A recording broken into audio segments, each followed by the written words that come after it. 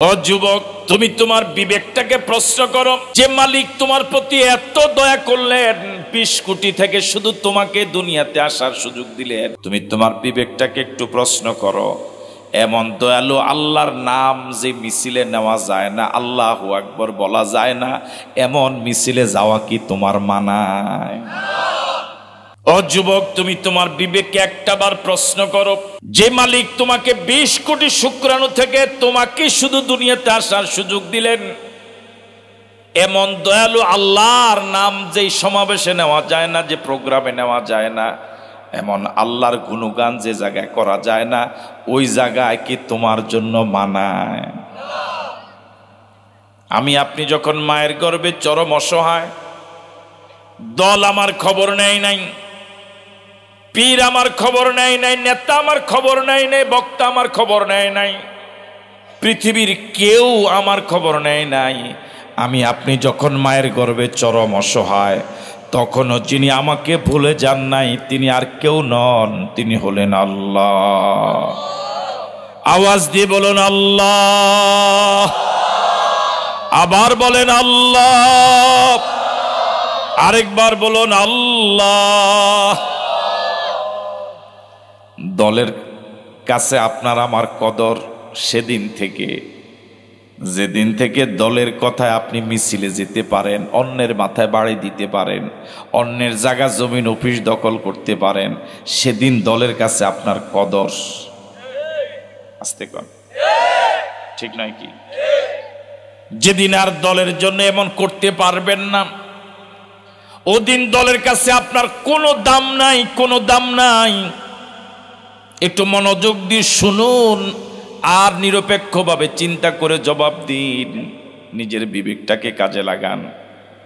যে দলের জন্য সময় দিলেন, যে দলকে সময় দিতে গিয়ে পরিবারকে সময় দিতে পারেন নাই, যে দলকে সময় দিতে গিয়ে নিজের স্ত্রী, ছেলে মেয়ে, মা বাবাকে সময় দিতে পারেন নাই, যে দলকে সময় দিতে গিয়ে নিজের বোন বাগিনার বিয়েতে যেতে পারেন নাই, যে দলকে সময় দিতে গিয়ে বোন অসুস্থ হাসপাতালে দেখতে যেতে পারেন নাই, নেতা ব্যস্ত, কথা কয় না, যে দলকে সময় দিতে গিয়ে নিজের পরিবার পরিজনকে সময় দিতে পারেন নাই, আপনার সময় না দেওয়ার কারণে আপনার ছেলেগুলো মানুষ হয় নাই, একটা লম্পট, একটা গাজুটি, একটা মদুদি, কথা কয় না, ঠিক কিনা?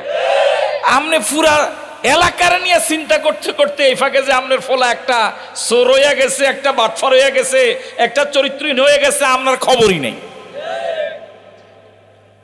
যে দলকে সময় দিতে গিয়ে আপনি আপনার ছেলে মেয়েকে নষ্ট করে ফেললেন, যে দলকে গুছাতে গিয়ে পরিবার গুছাতে পারলেন না, যে দলকে সময় দিতে গিয়ে সময় মতো খেতে পারলেন না, সকালের খানা দুপুরে, দুপুরে খানা রাত্রে, যে দলকে সময় দিতে গিয়ে আপনি অসুস্থ হয়ে পড়লেন, আপনি যদি চরম অসুস্থ হয়ে হাসপাতালে শুয়ে থাকেন, আগের মতো আর দলকে সময়, মেধা, অর্থ দিতে পারেন না, অথবা নিজের ঘরে শুয়ে আছেন, বিশ্বাস করুন আপনার হাতের গড়া কর্মীরা, যে কর্মীরা আপনার সামনে চেয়ারে বসতো না এক সময়, ওই কর্মীরা আপনার ঘরের পাশ দিয়ে মিছিল করে যাবে, আপনার খবরও নিবে না। কথা ঠিক না? ঠিক। দল দল করে করে নিজের পরিবারকে সময় দিতে পারেন নাই, নিজের ব্যবসাকে সময় দিতে পারেন নাই, নিজের জীবন গুছাতে পারেন নাই, আল্লাহকে সময় দিতে পারেন নাই। দলের এত সময় দিয়েছেন, আল্লাহরও এত সময়। ওয়ালাকাদ খালাকনাল ইনসানা মিন সুলালাতিম মিন তিন। আমি মানুষকে মাটির নির্যাস থেকে সৃষ্টি করেছি। মানুষ সৃষ্টির উৎস হলো এক ফোঁটা পানি। এক ফোঁটা পানি দিয়ে আমার আপনার সৃষ্টির সূচনা। ইয়াখরুজু মিন বাইনিস সুলবি ওয়াত তারাইব। যে পানিটা নারীর বক্ষদেশ, পুরুষের পৃষ্ঠদেশ থেকে সবেগে নির্গত হয়, যে পানিটার পৃথিবীর কোনো মার্কেটে 4 পয়সার দাম নাই, ফ্রি দিলেও কেউ নিবে না। চিকিৎসা বিজ্ঞানীরা আবিষ্কার করে বলেছেন, স্বামী এবং স্ত্রীর একবার মিলনের ফলে যে পরিমাণ শুক্রাণু মায়ের জরায়ুর দিকে যায়, আমি আপনি মায়ের যে জায়গায় ছিলাম ওই জায়গাকে আরবিতে রেহেম বলে, বাংলায় জরায়ু বলে।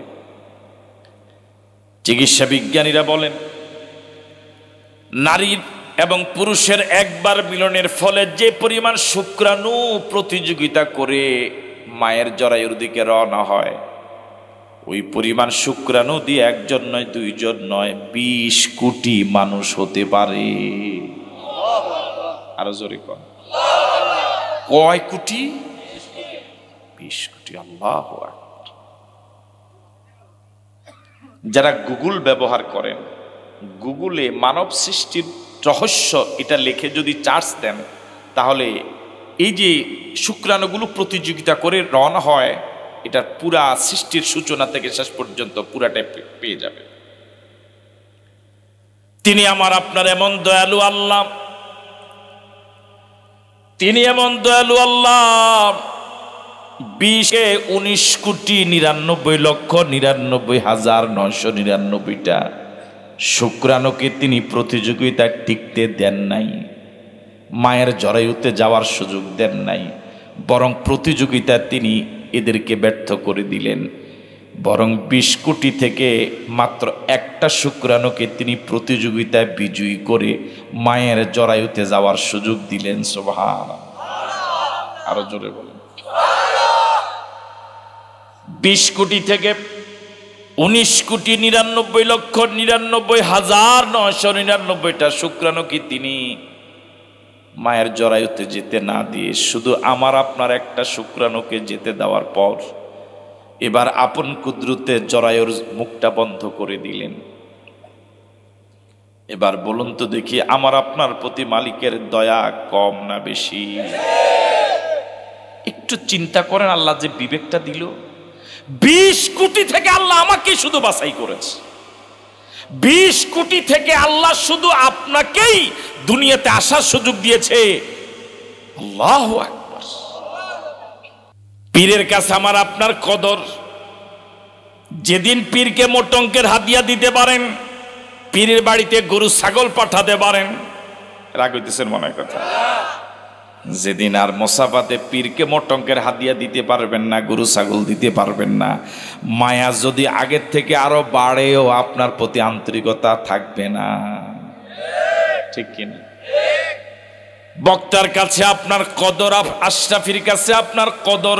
যতদিন বক্তাকে দাওয়াত দিতে পারেন, যুবকদেরকে দিয়া হুন্ডার বহরে রিসিভ করাতে পারেন, ভালো মানের খাওয়াতে পারেন, যাওয়ার সময় মোট অঙ্কের হাত দিয়ে দিতে পারেন, খুব কদর।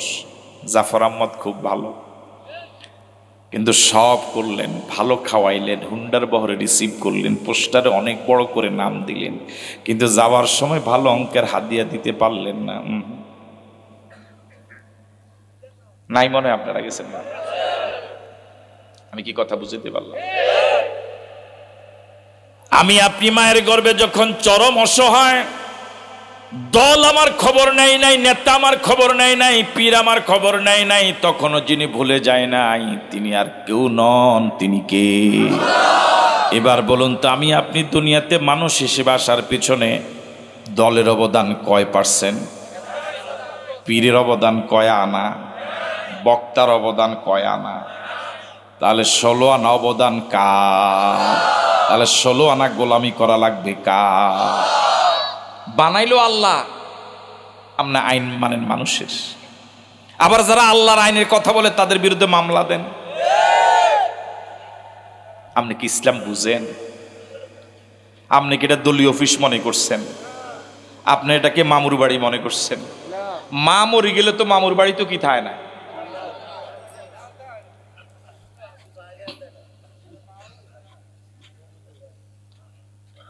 এবার আপনাদের কাছে আবার আগের প্রশ্ন, বলুন তো দেখি, আমাকে আপনাকে আল্লাহ সৃষ্টি করে কোন পথ বলে দিয়েছেন না খালি ময়দানে ছেড়ে দিয়েছেন? আল্লাহ রাব্বুল আলামিন বলেন, ফাইম্মা ইয়াতিয়ান্নাকুম মিন্নি হুদান ফামান তাবিআ হুদায়া ফালা খাউফুন আলাইহিম ওয়ালা হুম ইয়াহজানুন। ও বান্দা, আমি তোমাকে খামকা সৃষ্টি করি নাই, তোমাকে সৃষ্টি করে পথ বলে দেই না। বিষয়টা এরকম নয়।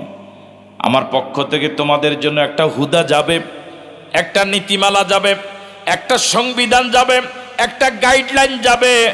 ফাইম্মা ইয়াতিয়ান্নাকুম মিন্নি হুদা, একটা হেদায়েত যাবে, একটা নীতিমালা যাবে, একটা সংবিধান যাবে। ফামাং তাবিআ হুদায়া, আমার সে সংবিধান যে ব্যক্তি পরিবার সমাজ রাষ্ট্র মেনে চলবে, ফালা খাউফুন আলাইহিম ওয়ালা হুম ইয়াহজানুন, তার দুনিয়াতে কোনো চিন্তা নাই, পরকালে কোনো ভয় নাই। এই কথা কার? ওই আল্লাহ, যে আল্লাহ হলেন ওয়ামান নাসদাকু মিনাল্লাহি কিলা ওয়ামান নাসদাকু মিনাল্লাহি হাদিসা। ওই আল্লাহ থেকে অধিক সত্যবাদী আর কে হতে পারে? কেউ আছে? তাহলে সে আল্লাহ আমাকে আপনাকে দুনিয়াতে যে হেদায়েত দিলেন, আপনার নিচে না, একটু ওইদিকে, নিচে না, ওইদিকে না,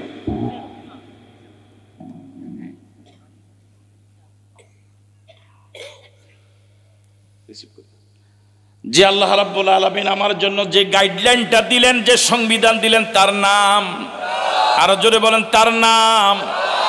এবার আপনাদের কাছে আমার জিজ্ঞাসা, রেলগাড়ির সঠিক রাস্তা হলো রেল রাস্তা, কথা কয় না কেন? বাস ট্রাকের জন্য সঠিক রাস্তা হলো, লঞ্চ স্টিমার নৌকার জন্য সঠিক রাস্তা হলো, বিমান হেলিকপ্টার জন্য সঠিক রাস্তা হলো, দুনিয়ার শান্তি পরকালের মুক্তির জন্য মানুষের জন্য সঠিক রাস্তা হলো। আমি কি কথা বুঝতে পারলাম? তাহলে দুনিয়ার মানুষের শান্তি পরকালের মুক্তির জন্য সঠিক রাস্তা, এটা চেয়ারম্যান সাহেব কইছে, এটা আমি কইছি, এটা ফিস সাহেব কইছে, কোন সরকারে বলছে?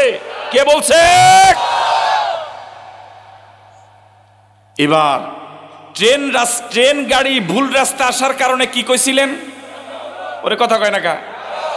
তাহলে এই দুনিয়ার সঠিক রাস্তা, দুনিয়ার শান্তি পরকালের মুক্তির একমাত্র সঠিক রাস্তা কোরআন। এই সঠিক রাস্তা বাদ দিয়া যারা ভুল রাস্তা চলে, তারাও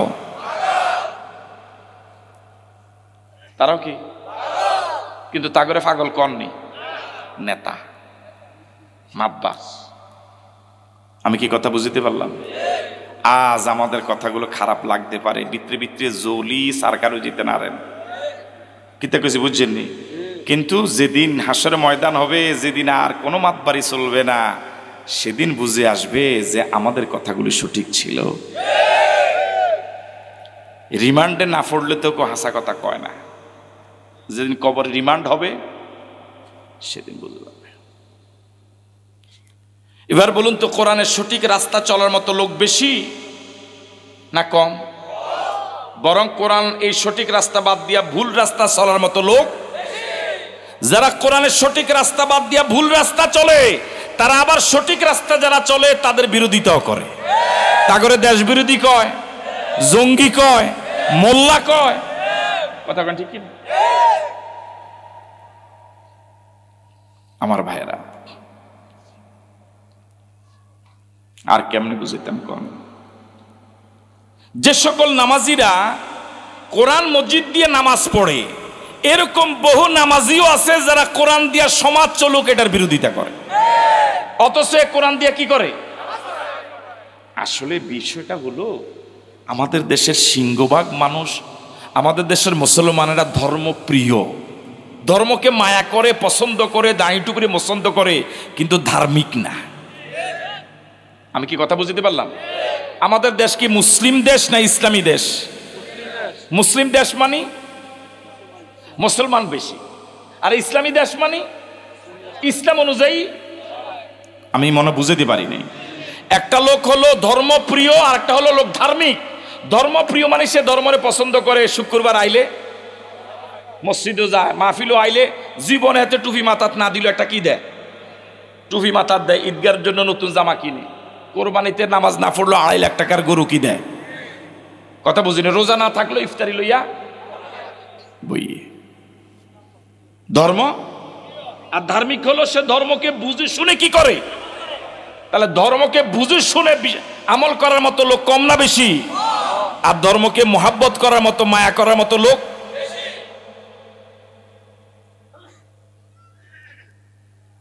এটা কিচ্ছে কি জানি শুনছিলাম, মনে নাই, ফেস লাগলে ছুড়ে দিও। এই ফেস্তে বারবার আমার কথাটা মনে করে যায়, সেটা হইলো কইয়ে লেখেন মনে এরকম যে হের মা বাপ বা আত্মীয় স্বজন কেউ একজন মইরা যাইতে আছে পানি অথবা খানার অভাবে।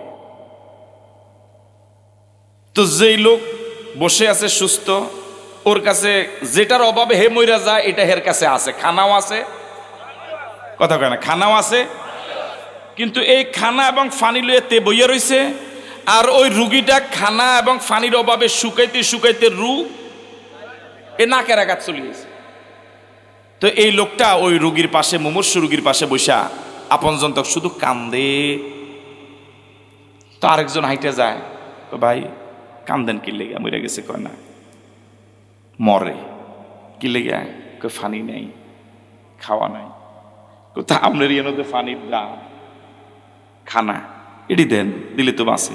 কো ভাই কানতে তো আর পয়সা লাগে না, কিন্তু এটি দিতে তো কি লাগে, বুঝেন না মনে হয় কথা? কানতে তো কি লাগে না, কত কান্দে দিলাম 1-2 ঘন্টা। ধর্মরে মায়া করতে তার পয়সা লাগে না, কিন্তু ধার্মিক হইতে তো অনেক কষ্ট। আমি কি কথা বুঝাতে পারলাম? যারা কোরআন দিয়ে নামাজ পড়ে তারাও কোরআনের আইনের বিরোধিতা করে, ঠিক নয় কি? ওই শুরুতে যে কথাটা বলেছিলাম যে গিরা দিয়ে রাখেন, একটা লোকের পেট কেটে গেল, তার অসংখ্য রোগ আছে, ডাক্তারে বলল জিব্বা বের করেন, জিব্বা বাইর করার পরে হোমিওপ্যাথি এক ফোঁটা দিছে, ঠিক আছে কথা? এটার যে অবস্থা, গোটা দেশে ইসলাম বিরোধী কাজ আর কি তা কোরআন বিরোধী অবস্থা গোটার দেশকে চলতে দিয়া এই মাঝে মাঝে এই ফাড়া ওই ফাড়ায় ওয়াজ মাহফিলের এই অবস্থা। ফ্যাট কাটা রুগীরে, গলা কাটা রুগীরে হোমিওপ্যাথি 1 ডোজ খাওয়ানো যে অবস্থা, এই গোটা দেশ অপরাধের সাগরে ডুবতে দেওয়া, কোরআনের আইন বিরোধী আইন দিয়া চালাইতে দেওয়ার সুযোগ দেওয়ার পরে এ মাঝখানে হিয়ানো ওয়াজ এটা দেওয়ার মানে এই হোমিওপ্যাথি ওষুধ 1 ডোজ দেওয়ান। আবার হেতারা যারা কোরআনের আইন দিয়া দেশ চালায় না, তারাও আমরা কি ইসলাম বিরোধী নি? আমরা তো মাহফিলের পক্ষে, আমরা তো হোমিওপ্যাথি ওষুধের, আমরা করে হোমিওপ্যাথি ওষুধ খাওয়াইতে আছি। অথচ এই কোরআন দিয়ে যদি দেশ পৃথিবী যদি চলা শুরু হতো, ওয়াজার চুরি ডাকাতি সব অপরাধ বন্ধ হয়ে অপরাধ মুক্ত পৃথিবী হয়ে যেত, মানুষগুলো দরজা খুলে ঘুমাবার সুযোগ পেত। তাহলে এখন আমরা ওই ডাক্তার সবচেয়ে যোগ্য ডাক্তার, যে ডাক্তার আগে রুগীর রোগ বুঝে,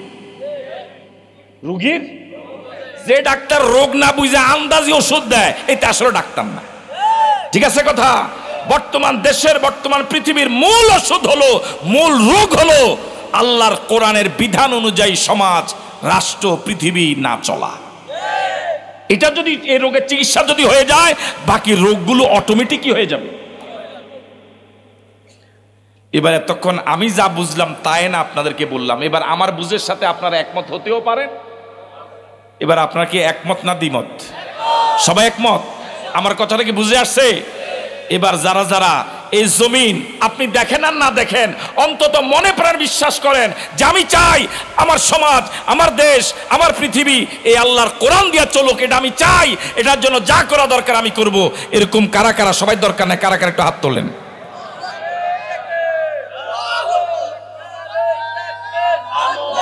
এবার হাত নামান।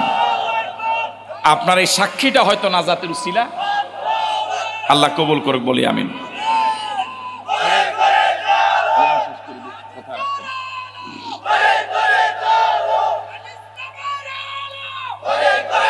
জি, আমি যদি কিছুটা বুঝাতে পারি আজকের মাহফিল সফল, আর যদি আমি বুঝাতে ব্যর্থ হই এটা আমার অযোগ্যতা। আমি চেষ্টা করেছি বুঝাবার জন্য। বিশ্বাস করুন, আপনি তেঁতুল গাছ লাগিয়ে খেজুরের রস আশা করতে পারেন না। গাছের গোড়া কেটে আপনি আগায় পানি ঢাললে গাছটা টিকবে না।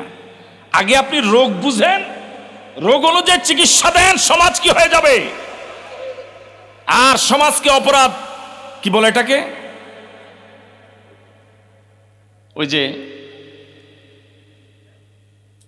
সাইকেলের চাক্কা, ট্রাকের চাক্কা মানুষ হাওয়া দেয় না,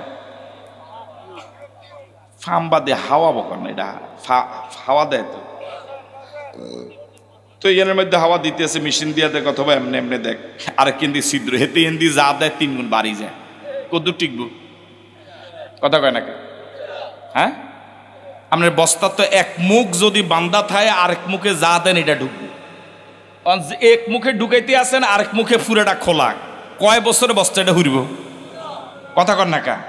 তাহলে পুরা দেশ, পুরা সমাজ অপরাধের একদম সব দরজা কি? আরো জোরে কর, সব দরজা।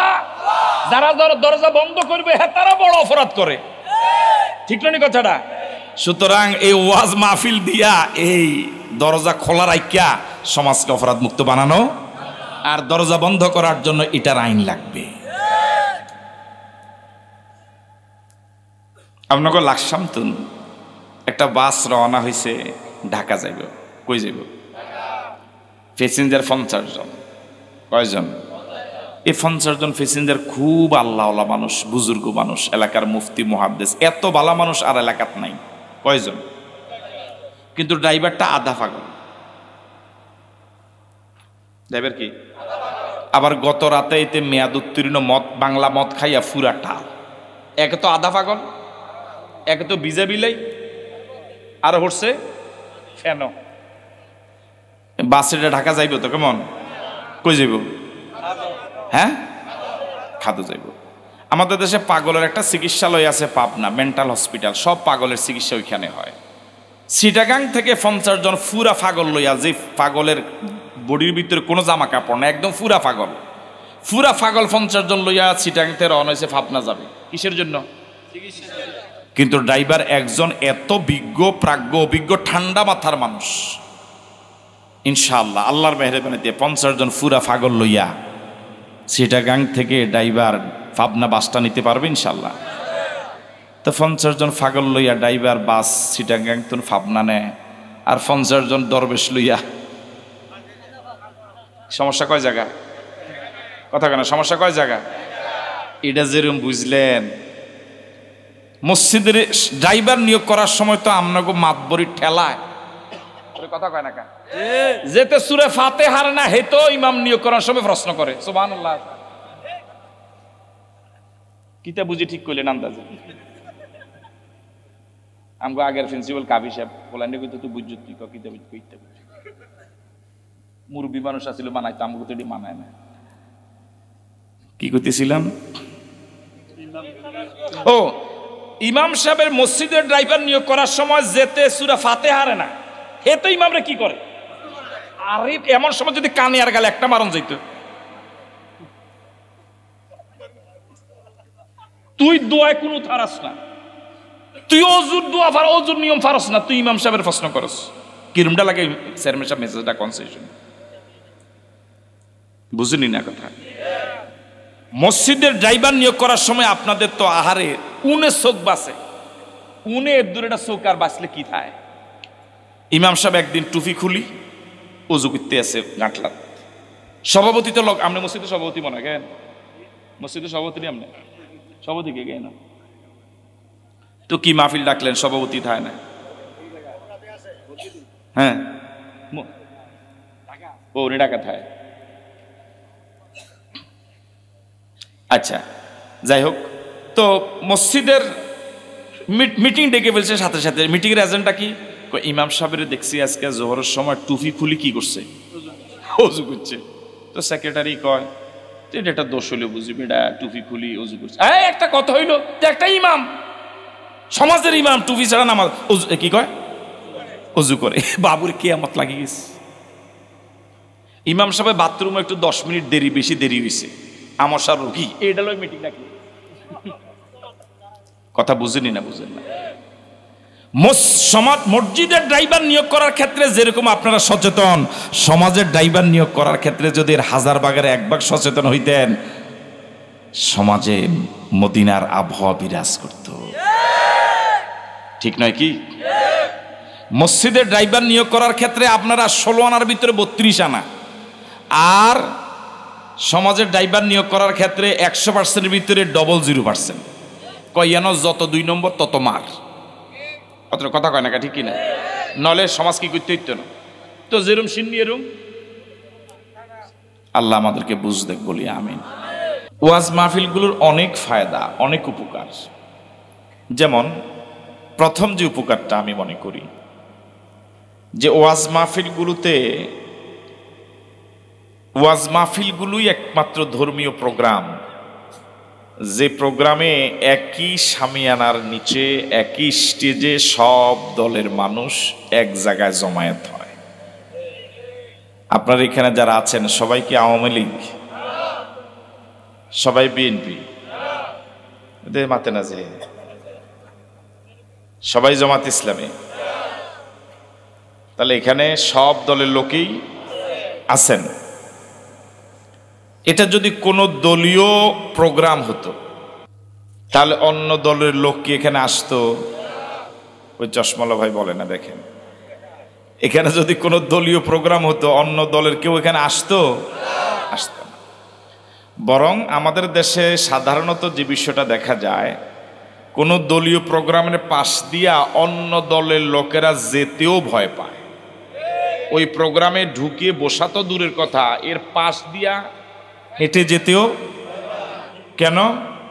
ওই প্রোগ্রামের পাশ দিয়ে হেঁটে যাওয়ার সময় হয়তো প্রোগ্রাম থেকে ধর এরকম একটা আওয়াজ আসার সম্ভাবনা, হ্যাঁ, কম নি কইছেন নাকি? আচ্ছা, কিন্তু এখানে কি চমৎকার এক পরিবেশ! আপনারা বিভিন্ন দলের মানুষ একদম পাশাপাশি গায়ে গায়ে লেগে লেগে একই শামিয়ানা নিচে কত আন্তরিক বন্ধনে, কত আন্তরিক পরিবেশে বসে আছেন। এটা ওয়াজ মাহফিল ছাড়া আর বিকল্প কোনো প্রোগ্রামে এটা সম্ভব। তাহলে ওয়াজ মাহফিলগুলোর দ্বারা দূরত্ব কমে, আন্তরিকতা বাড়ে। এই ওয়াজ মাহফিলগুলোর কারণে এলাকায় কয়েকদিন একটা আনন্দের বন্যা বয়ে যায়। এলাকায় একটা সব দলের সব বয়সের মানুষের মাঝে একটা মিলন মেলা ঘটে, ঠিক নয় কি? এই ওয়াজ মাহফিলগুলোর সবচেয়ে বড় উপকারিতাটা আমার নজরে যেটা, দেশের সিংহভাগ মাহফিলগুলোতে যুবকেরা, তরুণেরা অগ্রণী ভূমিকা পালন করে। মাহফিলের প্যান্ডেল করা, প্রচার করা, মেহমানকে রিসিভ করা, মেহমানদারি করা, মেহমান বিদায় করা, এই ওলামায়ে কেরামের সাথে যুবকদের সম্পর্কটা সিংহভাগ মাহফিলে খুব বেশি। যেই যুবক তার কিশোরকাল, যৌবনকাল ওয়াজ মাহফিলকে কেন্দ্র করে তৈরি করেছে, সে বেড়ে উঠেছে ওয়াজকে কেন্দ্র করে, ওলামায়ে কেরামের সংস্পর্শে সে আসার সুযোগ পেয়েছে, এই ছেলেটাই যখন এলাকার চেয়ারম্যান হবে, একসময় এমপি হবে, মন্ত্রী হবে, যেহেতু যুবকরাই আগামীর ভবিষ্যৎ, যুবকরাই আগামীর বাংলাদেশ, এরাই যখন এলাকার দায়িত্বপ্রাপ্ত হবে, দেশের হাল ধরবে, দেশের কর্ণধার হবে, তখন এই যুবকদের কাছ থেকে শরীয়ত বিরোধী, ইসলাম বিরোধী কোনো কাজ পাওয়া যাবে, ঠিক নয় কি? তাহলে ওয়াজ মাহফিলের কারণে গোটা দেশে লক্ষ লক্ষ যুবক তার যৌবনকালটা, তার গোটা জীবনটাকে ইসলামাইজ করার, ইসলামের অনুশাসনে নিজেকে গঠন করার একটা বিশাল ক্ষেত্র পেয়ে যায়, ঠিক নয় কি?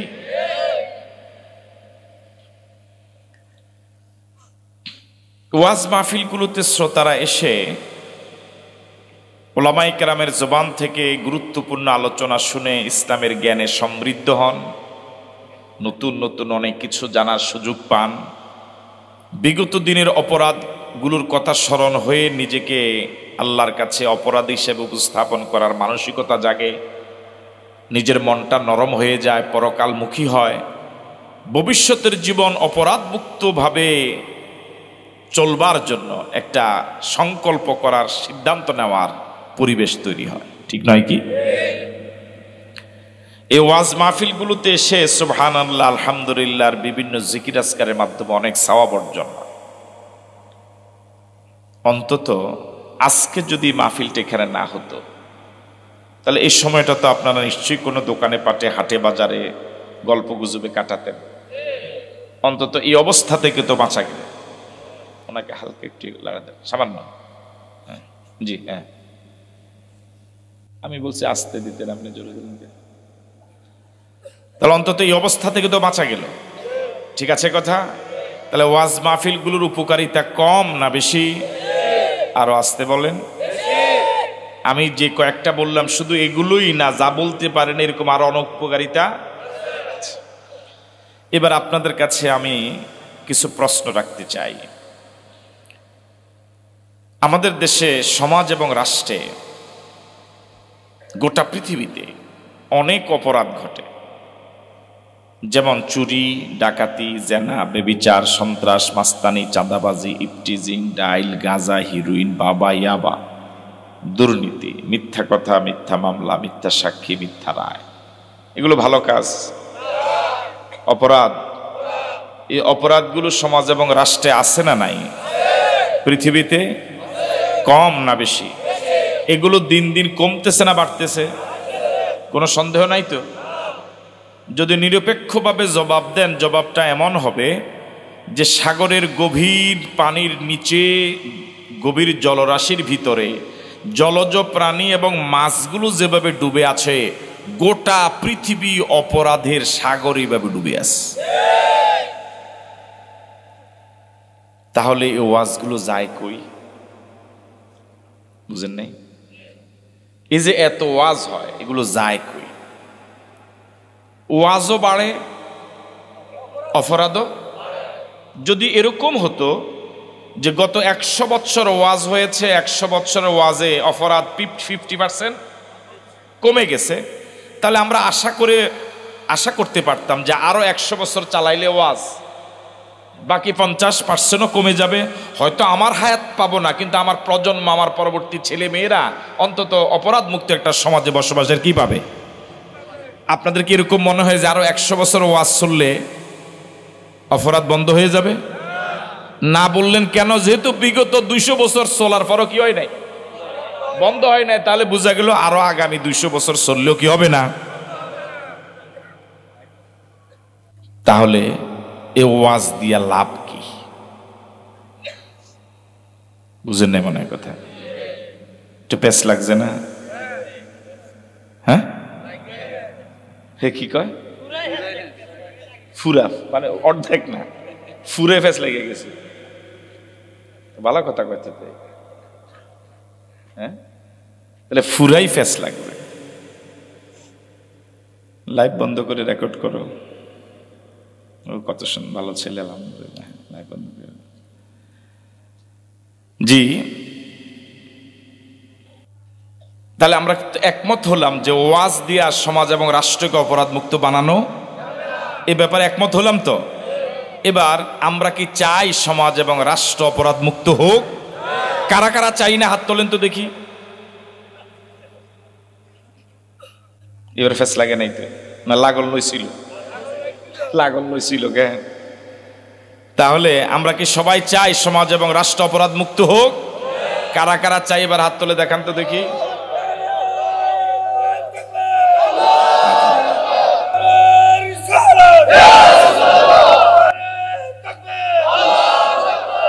তাকবীর হবে শুধু আল্লাহর নামে, শুধু নারা, মানে সবচেয়ে বুলন্দ আওয়াজ হলো কার? আল্লাহ। এটা অনেকের হয়তো বুঝের অভাবের কারণে, অথবা আবেগে, অথবা সমাজে চলে, এই কারণে শুধু তাকবীর হবে কার নামে? আল্লাহু আকবার শুধু আল্লাহর নামে। আর রাসূলের নামে হবে দরুদ। রাসূলের নামে কি হবে? দরুদ হবে। কি বলতেছিলাম? তাহলে আমরা চাই সমাজ এবং রাষ্ট্র কি মুক্ত হোক? অপরাধ মুক্ত। এখন ওয়াজ দিয়ে তো আর অপরাধ বন্ধ হচ্ছে না, এই ব্যাপারে তো সবাই একমত হলাম। বিশ্বাস করেন আর নাই করেন। ও এর আগে আবার একটা কথা, আমি কি ওয়াজের বিরুদ্ধে কথা বললাম? একটু আগে ওয়াজের অনেক প্রশংসা করলাম না? ওয়াজের বিরুদ্ধে বলি নাই। মূলত ওয়াজের নগদ লাভ হলো বক্তাদের। কাদের? আরো আস্তে কন, আরো জোরে কন। মাতে না যাই। যেমন পৃথিবীতে সব কাজ কারবার বাকিতে চলে, ওয়াজ। অনেক দোকানে লেখা থাকে বাকি দেওয়া নিষেধ, কোন দোকানে লেখা থাকে বাকি দেওয়া বড় কষ্ট, বাকিতে বন্ধুত্ব নষ্ট। কোন দোকানে লেখা থাকে বাকি চাহিয়া লজ্জা দিবেন না। আরো কত সুন্দর সুন্দর মুখরোচক কথা লেখা থাকে। যেই দোকানে এই কথাগুলো লেখা থাকে ওই দোকানেও বাকি চলে। এ পর্যন্ত দেখছেননি কোন হুজুর বাকিতে ওয়াজ করছে? কথা কয় না, দেখার সম্ভাবনা আসেনি? হ্যাঁ, ফেস লাগছে নি? এটা তারা জিগাইতে হবে কত ফর ফর, তুই আবার কথার সাফে উঠতে নি জায়গাতে আবার না। তাহলে ওয়াজে নগদ লাভ কার? বক্তাদের। আচ্ছা, সুদ হালাল না হারাম? জোরে কোন। এটা কি এই প্রথম শুনলেন জীবনে? আরো শুনছেন দুই একবার? ও দুই একবার শুনছি বলে তুই আরো দুই একবার শুনছেন না বহুবার শুনছেন জীবনে? এখন আমি এখন থেকে শুধু সুদের বিরুদ্ধেই ওয়াজ করে গেলাম, মনে করেন আগামীকালকে এই, এটা কোন গ্রাম, ইসাফুরা থেকে সুদ বন্ধ হয়ে যাবে। সুদের জায়গাত সুদ, ওয়াজের জায়গাত, মাঝখান দিয়ে আমরা কিছু টাকা টুকা লইয়া গেলাম। ঠিক আছে নি কথা আমার ভাইয়েরা? তাহলে ওয়াজের সুদ বন্ধ হবে না। একটা সমাজে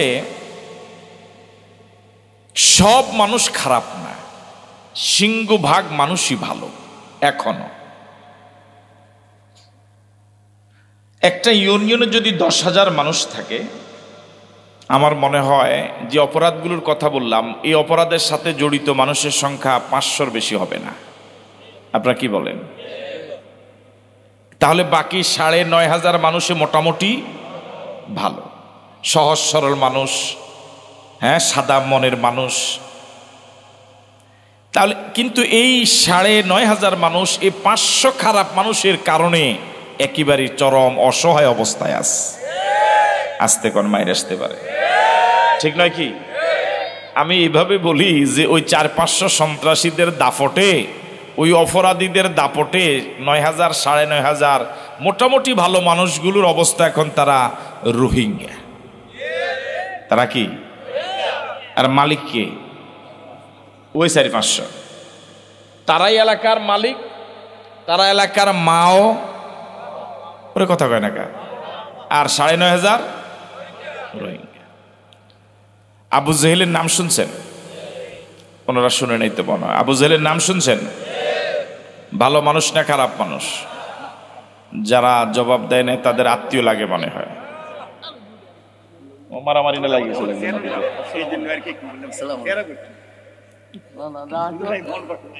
বুড়ারা, এরকম মারামারি করলে কেমন দেওয়া যাবে? আছেন নি বলে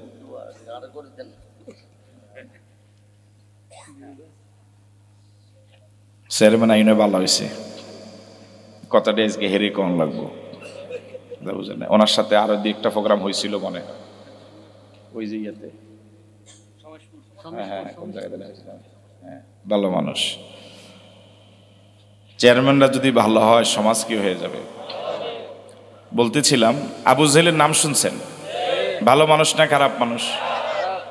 রাসূল করিম সাল্লাল্লাহু আলাইহি ওয়াসাল্লাম 13 বৎসর মক্কায় ওয়াজ করছে। কয় বৎসর? কোন নবী? মুহাম্মদুর রাসূলুল্লাহ সাল্লাল্লাহু আলাইহি ওয়াসাল্লাম। তার থেকে দামি নবী পৃথিবীতে আর? তার মর্যাদা আল্লাহর পরে তামাম মাখলুকাতের উপরে। সুবহানাল্লাহ। আমরা তো ওয়াজ করি টাকার বিনিময়ে, আমরা টাকা ছাড়া ওয়াজ করি না, বিনিময়ে টাকা নেই। আমাদেরকে স্টেজে অনেক জায়গায় ফুলের তোড়া উপহার দেয়, ফুলের মালা গলায় দেয়, অনেক জায়গায় স্টেজে উঠার সময় ফুলের পাপড়ি ছিটায়। আবার এখন ইউটিউবে দেখবেন, আমরা এটা হওয়ার সময় হড়ে না, স্টেজ উঠিব হওয়ার এস করে যাচ্ছি কেন। অনেক ইউটিউবে দেখবেন, ফেসবুকে একদম কোনো বক্তারে ফুলের ড্রামের ভিতরে ঢুকাইলিস, দেখছেন নি? শুধু গলাটি রুর যায় যায় অবস্থা। হ্যাঁ হ্যাঁ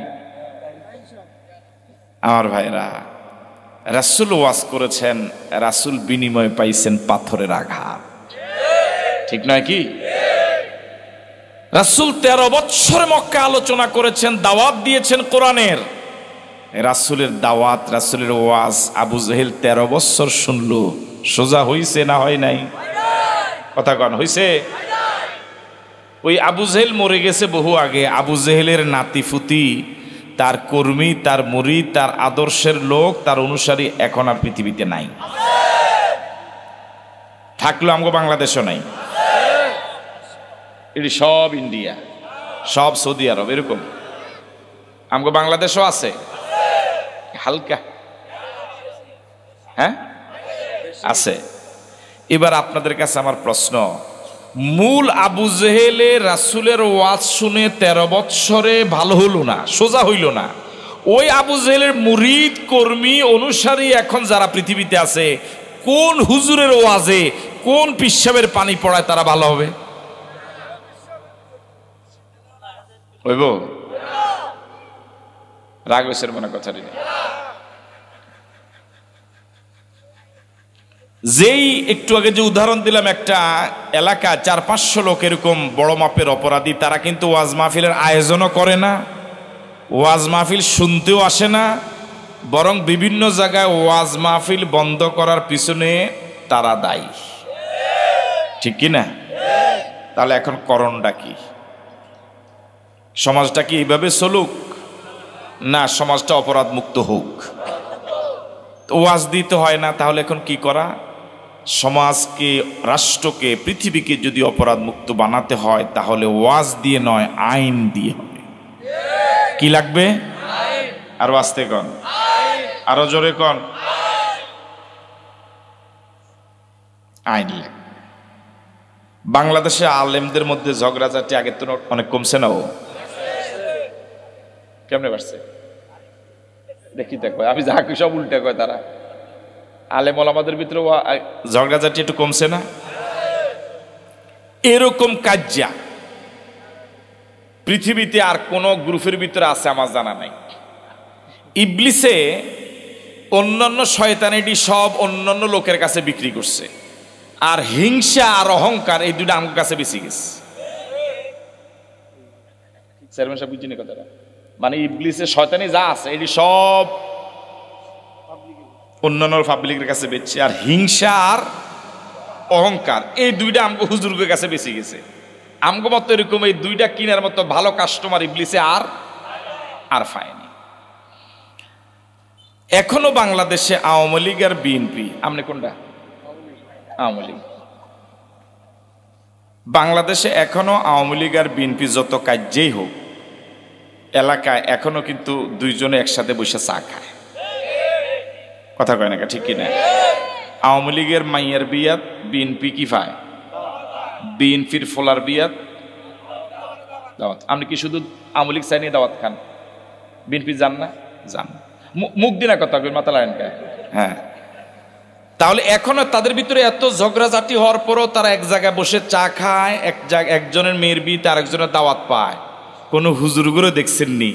এই দুই হুজুরের দুইটা টুপি, একখানো বই হানজাজি করে হাসাহাসি করে চা খাইতে দেখছেননি? আগামী 24 সালে দেখবে, 25 সালে দেখবেন মনে হয়।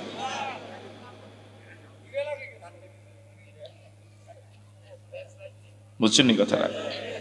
এরকম কাজ্জা।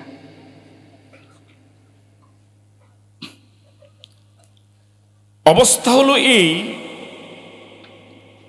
অন্যান্য যাদের মাঝে ঝগড়াঝাটি আছে তারা একজন আরেকজনকে সালাম দেয়, সালাম হেতে না দিলে আরেকজনে দিলে জবাব দেয়। আমগো ভিতরে জাগো লাগে, জাগো মিল নাই, সালামও দেয় না, দিলে জবাবও দেয় না। বিশ্বাস না? মানে আল্লাহ তুমি আমাদেরকে আল্লাহ নিরহংকার বানায় দাও। আল্লাহ তুমি আমাদের আলেমদের মাঝে ঐক্য সৃষ্টি করে দাও। যে কথাটা বলার জন্যই কথাটা বললাম, ধরে নেন বাংলাদেশের সব আলেমেরা একমত হয়ে গেল যে এই বছর আমরা শুধু বিড়ির বিরুদ্ধে ওয়াজ করব।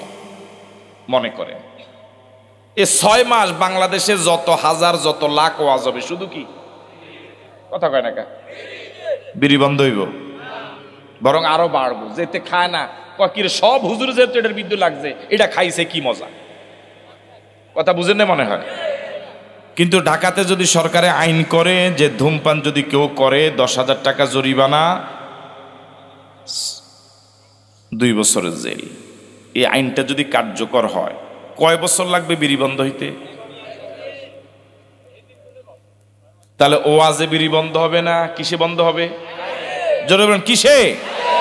তাহলে আমরা কি বুঝাতে পারলাম যে গোটা দেশ, গোটা সমাজ, গোটা পৃথিবী, ওয়াজ অনেক উপকারিতা আছে, কিন্তু অপরাধ মুক্ত পৃথিবী বানানো যাবে না, ওয়াজ দিয়ে লাগবে আইন।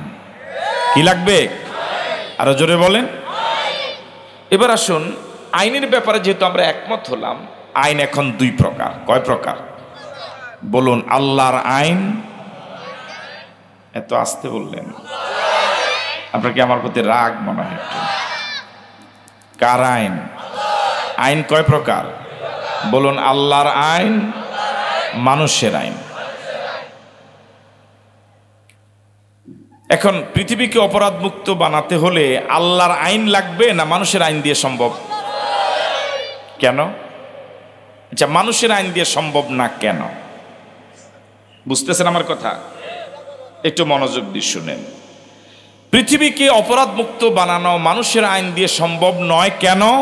প্রথম জবাব হলো, মূলত মানুষের জন্য মানুষের আইন বানাবার অধিকারই নাই। একটু মনোযোগ না দিলে বুঝবেন না ভালো। মানুষের জন্য মানুষের আইন বানাবার কেন অধিকার নাই? যাদের জন্য আইন বানায় তারাও গোলাম, যারা বানায় তারাও গোলাম। কোন গোলামদের জন্য আইন বানাবার অধিকার রাখে না। গোলামদের জন্য আইন বানাবার অধিকার রাখেন যিনি মালিক, তিনি হলেন আল্লাহ। তাহলে বর্তমান পৃথিবীতে যে গোলামেরা ওহির আইন বাদ দিয়ে নিজের বিবেক প্রসূত আইন দিয়ে মানুষকে পরিচালনার পরিকল্পনা করে আইন বানায়, তারা মূলত আল্লাহর অধিকারেই হস্তক্ষেপ করে। এই পৃথিবীতে একটা গরুর আইন মানে না, একটা গাধার আইন মানে না, একটা শুকুরের আইন মানে না, একটা কুকুর আইন মানে না। আশরাফুল মাখলুকাত মানুষ, তার মতো আরেক কিছু মানুষের বানানো আইনের জন্য মিছিল করবে, মিটিং করবে, সমাবেশ করবে, জীবন দিবে, আন্দোলন করবে। এটা গোটা মানবতার জন্য ইজ্জতের নয়, এটা মানুষের জন্য অপমানের। আস্তে আস্তে বলেন। মানুষ হয়ে মানুষের আইন মেনে চলবে, এটা মানবতার জন্য স্বাধীনতা নয়, এটা গোটা মানবতার জন্য পরাধীনতা। বুঝতেছেন? আরো সহজ উদাহরণ নেন। বর্তমান পৃথিবীতে যারা আইন বানায় মানুষকে চালাবার জন্য, ওহির আইন বাদ দিয়ে, আল্লাহর আইন বাদ দিয়ে, নিজের বিবেক প্রসূত আইন দিয়ে, সিংহভাগ ক্ষেত্রে, আমি সবাইকে বলছি না, ভালো আছে মানুষ, যারা আইন বানায় সিংহভাগ ক্ষেত্রে তারা বেশি খারাপ, যাদের জন্য বানায় তারা মোটামুটি ভালো। বুঝতেছেন? উদাহরণটা দিয়ে বুঝে আসবে সহজে। এলাকায় চুরি ডাকাতি হয়, চুরি হয় ডাব চুরি, নারিকেল চুরি, সুপারি চুরি, মুরগি চুরি। এটি তো এখন ডাব, নারিকেল, সুপারি, মুরগি সব মিলিয়েও বিক্রি মূল্য 5,000 টাকা।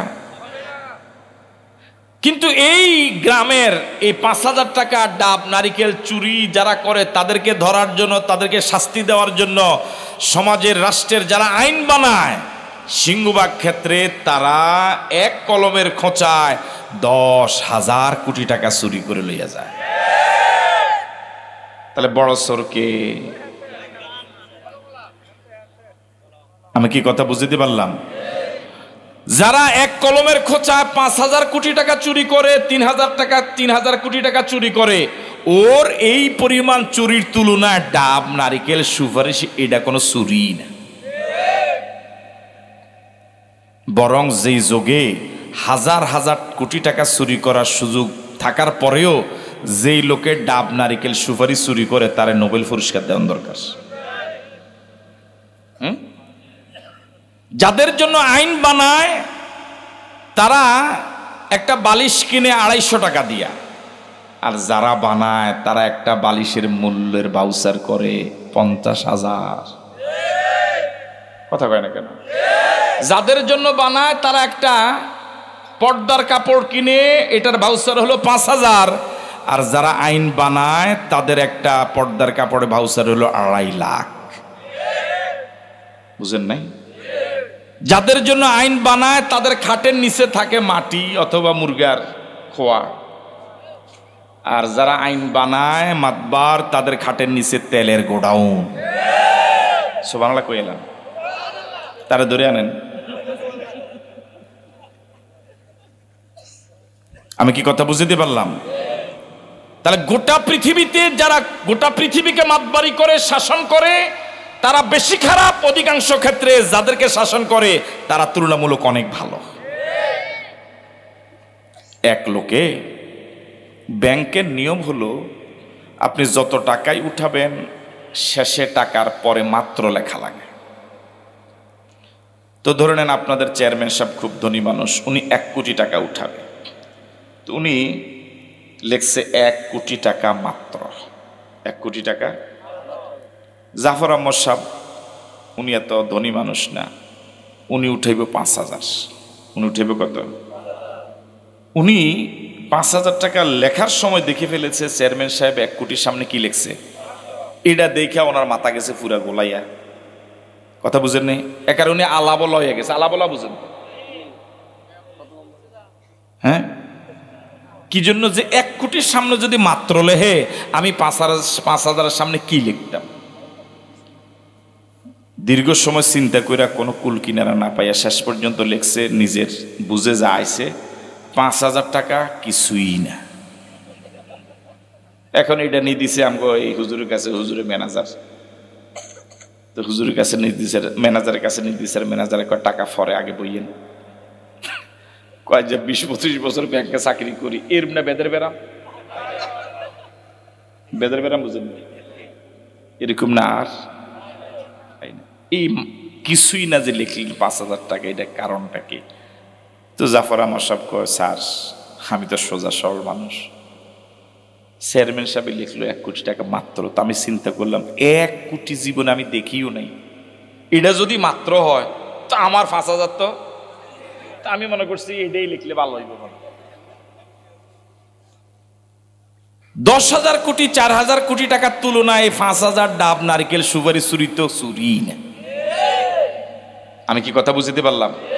একটা সময় পত্রিকায় দেখছিলাম একবার 4,000 কোটি টাকা চুরি হয়েছিল, তো আরেকজন মুরব্বী কইছে 4,000 কোটি টাকা এটা কোনো চুরি টাকায় না।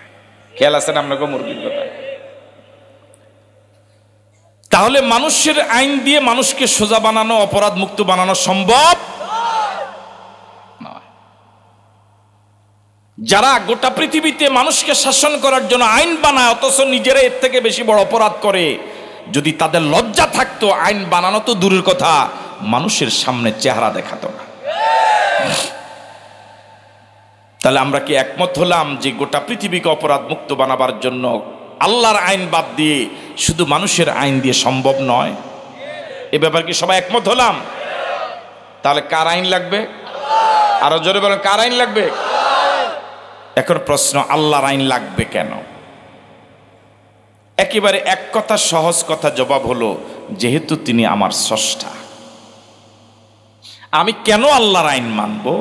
এর জবাব, যেহেতু তিনি আমার, আরো জোরে বলেন, আরেকবার বলেন, যদি তিনি আমার স্রষ্টা না হতেন, তিনি যদি আমাকে সৃষ্টি না করতেন, তাহলে তার আইন না মানলেও, যেহেতু তিনি আমার একমাত্র স্রষ্টা, আমার ভালো মন্দ বুঝার একমাত্র অধিকার কার? আমি কি কথা বুঝাইতে পারলাম? এই পৃথিবীতে যে যেটা সৃষ্টি করে, পৃথিবীর জাগতিক বিষয়, এই পৃথিবীর জাগতিক বিষয়গুলো যে যেটা সৃষ্টি করে, ওই বিষয়টার স্রষ্টা যিনি, যিনি আবিষ্কার করে, ওই আবিষ্কারকই ওই বিষয়টা চালাবার জন্য নিয়ম নীতি বলে দেয়। এটা নিয়ম। গোটা পৃথিবীর সব মানুষ ওই আবিষ্কারকের নীতি অনুযায়ী চলে। এটা বুঝার জন্য আমি পাশ করা দরকার নাই, কাউকে বুঝ দেওয়ার দরকার নাই। যেমন আপনাদের প্রত্যেকের কাছে একটা মোবাইল আছে, আছে, এটা নিশ্চয়ই ফেরেশতারা বানাইছে। ওই যুবককে দেখেন মাথে না, এটা মানুষে বানাইছে না ফেরেশতা বানাইছে? তাহলে এই জাগতিক সৃষ্টিটার স্রষ্টা মানে একজন আবিষ্কারক আছে। এখন ওই আবিষ্কারকে এটা চালাবার জন্য নিয়ম বলে দিয়েছে, যদি কল করতে হয়, কল রিসিভ করতে হয়, মেসেজ লিখতে হয়, তাহলে ডিসপ্লে ব্যবহার করবেন। কোনটা? ডিসপ্লে মানে এই সামনের অংশ, ঠিক আছে কথা। এখন চেয়ারম্যান সাহেবেরা আপনারা ভোট দিয়ে চেয়ারম্যান বানাইছেন, আমার প্রধান অতিথি করে দাওয়াত দিলেন, হ্যাঁ, এখানে আবার মুরব্বীরও আছে, ও মেম্বারও আছে, মেম্বার তো সুন্দর আছে দেখা যায়, তাহলে মেম্বার আছে, এনো জাফর আহমদ সাহেব আছে, আপনি কি দেয়? ও হেমের আফরিস হইল শ্বশুর আর কাকা, চেয়ারম্যান খাড়ান না, চেয়ারম্যান মেম্বারে খাড়ানো জীবন। আচ্ছা, শুধু ভোট দিছেন না? দেখছি এটা আমরা নিয়ে কইলেন, এটা আপনি নিয়ে কইলেন। আচ্ছা শুনেন, আমি যেটা বুঝাইতাম চাই সেটা হলো এই, আমরা চেয়ারম্যান, মেম্বার, আমি প্রধান অতিথি, আমরা স্টেজে যারা আছি সবাই মিলে বললাম যে না, আপনার ডিসপ্লে ব্যবহার করার দরকার নাই, আপনারা এবার পিছন দিয়ে কি করেন, ব্যবহার করেন। আমাদের এটা মানবেন আপনারা? এটা নিয়ম না অনিয়ম? কথা বলেন, নিয়ম না অনিয়ম? আমরা বললাম, আপনারা কি মানবেন? কেউ যদি পিছনে ব্যবহার করে এটা চলবে? তাহলে এটা বুঝার জন্য এমএ পাস করার দরকার নাই, কামেল পাস করার দরকার নাই। আপনাদের এতটুকু বুঝ আছে যে আবু নসর আশরাফি কিন্তু এই মোবাইল বানায় নাই, চেয়ারম্যান সাহেব কিন্তু এই মোবাইল যে বানাইছে, মোবাইলের যে স্রষ্টা, এই মোবাইল যে সৃষ্টি করেছে, এই মোবাইল চালাবার জন্য তার আইনটাই একমাত্র সঠিক আইন। আমি কি কথা বুঝতে পারলাম? তাহলে এই পৃথিবীর জাগতিক বিষয়গুলো যেটা সৃষ্টি করেছে পৃথিবীর মানুষ, তার নিয়মটাই মেনে চলে, এর ব্যতিক্রম কেউ। আমি উদাহরণ দিয়ে বলে থাকি, ট্রেন যারা সৃষ্টি করেছে তারা রাস্তা বলে দিয়েছে, রেল লাইন লাগবে। কি লাগবে? বাস ট্রাকের জন্য বাস রাস্তা লাগবে, বিমান হেলিকপ্টারের জন্য আকাশ পথ লাগবে, নৌকা লঞ্চ স্টিমারের জন্য পানি পথ লাগবে। এই পথগুলো সঠিক পথ না ভুল পথ? আরো আসতে কন। আপনাদের এখানে কাছাকাছি বাস স্টেশন কোন জায়গায়? হ্যাঁ, লাকসাম বাস রাস্তায় কোনো কারণে একটা ট্রেন আইসা দাঁড়ালো। কি আসছে? কোন রাস্তায়? বাস রাস্তা। ট্রেনটা খুবই ভালো, বাংলাদেশে মানে ট্রেন আর নাই। ড্রাইভিং সিটে যিনি বসা তিনি খুবই বিজ্ঞ, প্রাজ্ঞ, অভিজ্ঞ একজন ড্রাইভার। ট্রেন চলার জন্য যা ফুয়েল, তেল, জ্বালানি দরকার এটাও পর্যাপ্ত আছে। ট্রেনটা চলবে কেন? রাস্তা নাই? রাস্তা তো আছে, রাস্তা নাই, চলবে না কেন? সঠিক রাস্তায় নাই। কোন রাস্তায় আছে? কথা বলেন, কোন রাস্তায় আছে? দুনিয়ার জাগতিক একটা বিষয়, জাগতিক একটা আবিষ্কার, এটা চলার জন্য সঠিক রাস্তা লাগে। মানুষ চলার জন্য কি সঠিক রাস্তা লাগবে না? দুনিয়ার জাগতিক বিষয়গুলো ভুল রাস্তা গেলে সচল ট্রেন অচল হয়ে যায়। সৃষ্টির সেরা জীব মানুষ যদি তার সঠিক রাস্তা থেকে ভুল রাস্তা চলে যায়, সে কি জান্নাতের জন্য সচল না অচল?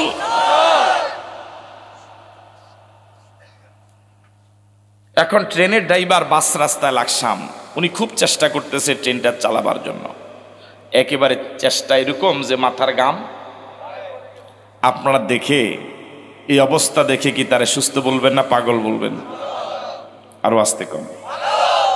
এটা বুঝার জন্য কি লেখাপড়া দরকার? আমার মনে হয় একটা আধা পাগলও যদি লাকসাম বাস রাস্তা ট্রেন দেহে, হেতু কইব আল্লাহ হুমা এটাই এনকা। কথা বুঝেন না? মানে কথা, সমাজের আরো কিছু মানুষ ওই ড্রাইভারকে গিয়ে সাপোর্ট করছে, সমর্থন করছে, তুই সালা, আমরা আছি। কথা কয় না কা? আমগো কথা দেশ চলে বুঝে একটা ট্রেন চলতো, একটা কথা হইলো, প্রয়োজনে ধাক্কা লাগলে কি দিমো? আমরা কি ঘুমজান মনে হয় না? গেছেন গা? আরো কিছু লোক আইসা কইলো যে আমগো কথা দেশ চলে, পৃথিবী চলে, একটা ট্রেন বুঝি চলতো না, ধাক্কা লাগলে ধাক্কা দিমো, যা করা লাগে করবো, তুই সালা। আমরা কি শুধু ড্রাইভারে পাগল কইবেন না, ওই সমর্থনকারীকেও পাগল বলবেন? তাহলে যারা পাগলের সমর্থন করে দেশের সুস্থ মানুষ তাদেরকে কি বলে? আচ্ছা, ট্রেনের ড্রাইভারকে সমর্থনকারীকে পাগল বলছিলেন কেন? ভুল রাস্তা যাওয়ার কারণে। কি রাস্তা যাওয়ার কারণে? এবার বলুন তো, আমাকে আপনাকে আল্লাহ সৃষ্টি করে কোনো রাস্তা কি বলে দেয় নাই? না সৃষ্টি করে এমনি আন্দাজে ছেড়ে দিয়েছে, যা ইচ্ছা তা কর এরকম? এর আগে বলেন আমার আপনার স্রষ্টা কে? ও বলেন এখনো, দেখেন স্রষ্টা কে? সন্দেহ আছে?